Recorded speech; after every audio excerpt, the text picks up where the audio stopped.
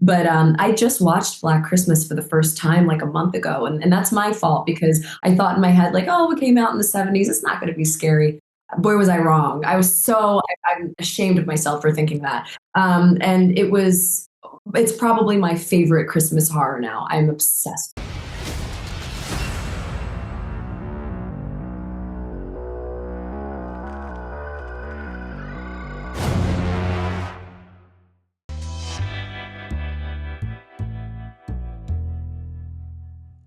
I have to ask, how excited were you both when Damien revealed that it would be taking place over Christmas time? I was stoked. That was actually a very hard secret for me to keep because I knew about it when we were filming part two. He revealed it's like I think I want to do a Christmas movie. I'm like, oh my god, that would be amazing because I just love the places we could go with that, and just the possibilities excited me. Yeah, same. I actually am not a fan of Christmas, but I do really love watching Christmas horror films around Christmas. I'm more of a Halloween person. I love everything spooky. I love horror things. So I was excited to bring horrific moments to Christmas and just add to the Christmas horror repertoire. So I was stoked. Yeah, there's definitely something special about bringing like horrible, horrible things to an occasion that's supposed to be so warm and friendly and wholesome. It's just like, I love that. Well, and you're both fans of the genre, so I have to ask, what are your favorite Christmas horror films? I guess, David, I'll start with you. I love Gremlins. I just love that film. I love that so much. Of course, Black Christmas is a great one as well. And it's also I really loved Violent Night when that came out a few years ago. I thought that was just a lot of fun. Yeah, I love Krampus. I'm a huge fan. Love Tony. Love everything she's in. She's just such a huge inspiration to me. But I just watched Black Christmas for the first time like a month ago, and that's my fault because I thought in my head like, oh, it came out in the '70s. It's not going to be scary. Boy, was I wrong. I'm ashamed of myself for thinking that. And it's probably my favorite Christmas horror now. I'm obsessed. I'm right there with you. I love the original Black Christmas. It's so good. And if you haven't, definitely check out the 2006 remake because it's such schlocky fun. Yeah, don't do the 2019 one though. No. Yeah, watch that. Yeah, definitely avoid that. So, Lauren, obviously in the second film, you were hired for a role, but here you're returning as a beloved fan favorite. Did you have any input in regards to what Sienna was up to this time around? Yeah, I mean, I really was interested in her mental state, and I reached out to mental health clinics and facilities to try to get a better idea of what people are going through. They really weren't interested in talking to me when I called them. I called East Coast ones in New York. And I was like, oh yeah, I'm writing a paper for college. And they didn't care. But I did a lot of research on YouTube and things of that nature. I referred back to my journaling from the second because I did a lot of journaling from the second. But yeah, I was just interested in seeing how she would handle everything that has been thrown at her and what her dynamics with her family would be like. And I am very pleased with the end result. And David, how has it been for you to see art just grow from film to film? It seems like every movie there's more and more backstory, a little more just to him. Oh, it's been fun. I love it. I love finding new nuances to bring to him, new dynamics and everything. And that's why I love the ending for part three, because I think, okay, this is going to put him in a whole new place that he's ever been before. For once, he's actually vulnerable and scared and uncertain, and I love that. No one's like, okay, where can we take him going forward? So I love introducing new elements to the character because I just want to keep fleshing him out more and more because I don't want him to be a very one note character as so many other of these horror villains can be, because I think that's probably what wins him over so many people is his personality, and I just want to keep on exploring more of that. Well, and I guess that leads me into my next question, is because you have played other villains in your career. So for you, what separates playing Art the Clown from, say, the Mean One? Oh, there's definitely the silent nature of it all. It's just like, because with Art, he's doing this stuff. I think the cat lady in the first film nailed it when she says he does this because he thinks it's fun and funny.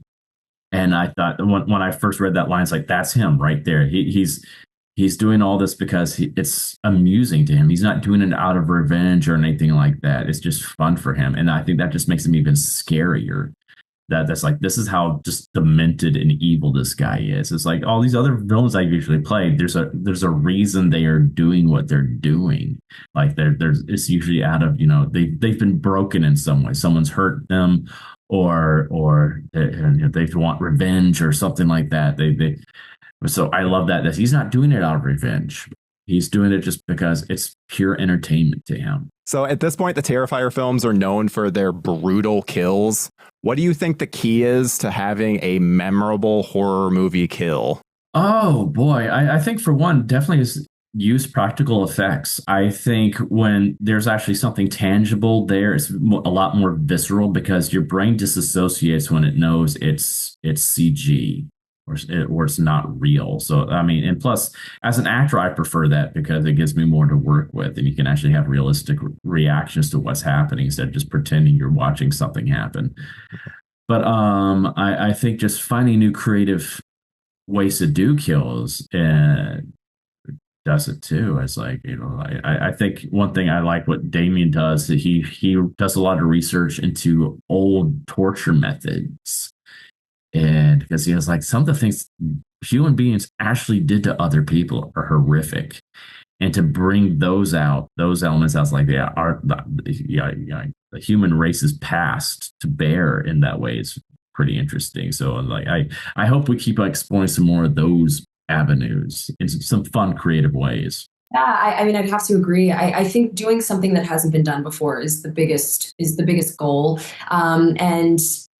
And I also really believe that just the execution of it all is super important. Mm-hmm.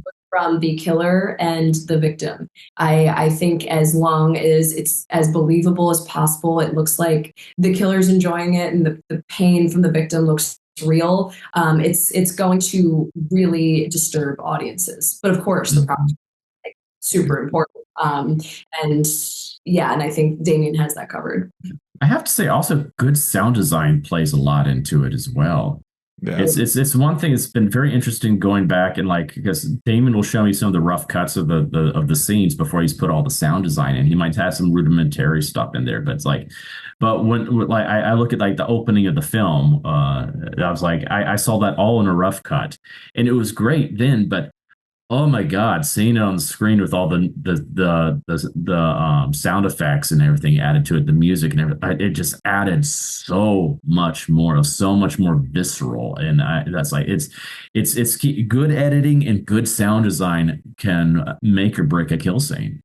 Yeah, I've always viewed kills as like, it's like a joke where you have the setup and then the punchline. The kill itself is the punchline, and I feel like there's one thing that Terrifier 3 does really well is that the setup, it's not just going from kill to kill. It's doing a very good job of setting up each individual kill, which I really liked. And so, which leads me to my next question. I have to ask you both, which is your favorite kill from this film? Oh, mine is easily the bar scene with Santa Claus. That was I just love it because I felt like a Batman villain in that one too. It's like I love that idea of a freeze gun because God, that's a horrible way to go, especially with him just chipping away at someone's body parts and just dismembering him that way. I thought that was really cool. Plus, I just had a lot of fun doing that scene, anyways, because I've really respected both, especially Clint Howard and Danny Roebuck so much. So being able to actually work with those guys in that capacity was a lot of fun for me. My answer might change based off of how many times I see the film.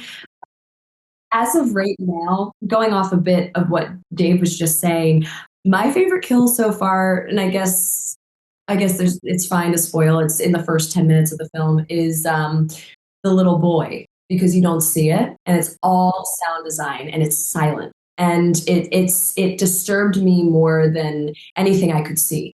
And it was definitely a beautiful example of less is more. And you get more of everything in this film, but it was different from the rest. So I really appreciated that one. Yeah, this was a very ballsy movie. I was very shocked to see some of the deaths in this, and that was definitely one of them. So I want to end on a fun question for both of you. First, Lauren, if you could have Sienna team up with any final girl, who would you choose? Oh my God, that's such a hard question. Love like every final girl in the world. Well, okay.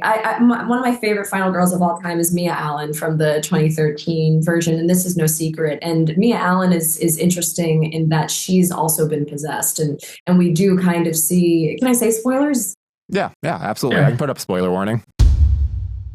We do kind of see Sienna on the brink of being possessed towards the end of this film. So I think that they have a lot in common. They both have went through a lot in terms of what loss and trauma, and they both lost parents, and they both have a history of mental illness in their family. So I think that they would understand each other in some really beautiful ways. Oh, definitely Freddie. It's just like I think I've kind of looked at him as always he's the bastard son of Freddy Krueger and Harpo Marx. So I was like, so it'd be fun having a father son outing together. It's like, look, my boy, I gotta teach you.